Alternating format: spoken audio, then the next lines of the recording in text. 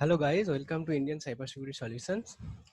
Today I want to discuss about one unsupervised learning algorithm which is called clustering. Okay, so when we will use clustering will use when there is no label data. For labeling all the data, for grouping all the data, so we will use clustering, and after clustering you can see the all the data are the different groups.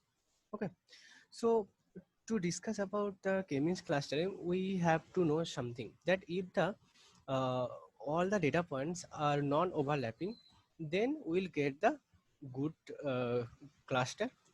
Okay, if the groups, if the data are overlap, then we will not get the separate groups. Okay, so now, so to discuss about these things, so first we have to keep in mind that if the distance between one group, distance between 2 points in one group should be the minimized. Okay, and the distance between the different groups should be the maximized, then we will get the different separated cluster. Okay, so now to do this k-means clustering, the algorithm is first we need to import, we need to initialize k number of cluster. Means suppose we are initializing here k is equal to 3, means 3 random data points.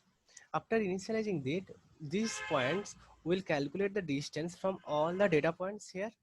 Then after that, that will go the mean or the average distance, and after two and three steps, the every point will be in the middle of the every groups. That I will show you visually. Okay. Uh, so before going to start the algorithm, so first we need to understand how we'll calculate the distance between 2 points. So there is a one-dimensional data, and we have to calculate the Euclidean distance. The equation of Euclidean distance is this one. Okay, so this is for the one-dimensional data uh, points, and this can be written by 54 minus 50 and the whole square.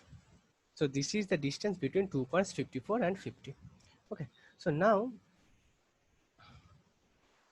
this is for the two-dimension data. So there is a data age and income, and for the customer two, age is 50 and the income is 200. Okay, so now the distance between this point and this point is 54 minus 50 and 190 minus 200 and whole square. So this is giving the result. So this is the distance between the 2 points. Now this is the distance between 3 points. The equation is same, but we are increasing the values. We are added education data. In this way, we will calculate the distance between every points. This is one the visual representation how actually cluster is doing. If I start this video, you can see. So first I am initialize 4 data points. This one, this one, and this one, this one. Then after calculating all the distance, after calculating all the distance from the point, it is changing its location. It is going to the mean distance. Then after that again, that will calculate all the distance from the nearest point, and again it is changing its location. After 3 to 4 process, the random points is already in the middle point of every groups. Okay, so this is the algorithm, k-means algorithm actually happen. So this is also the another example. There are the data. You can see there are for 3 groups. So I initialize a 3 point. First, for the green points, these all the points are in a green point for this point, and after that there is no points here for the red, and there is no point for the blue. Okay, after first iteration, this is the distance are calculated for every closest point. Then the points are come to their mean distance after 2 or 3 process.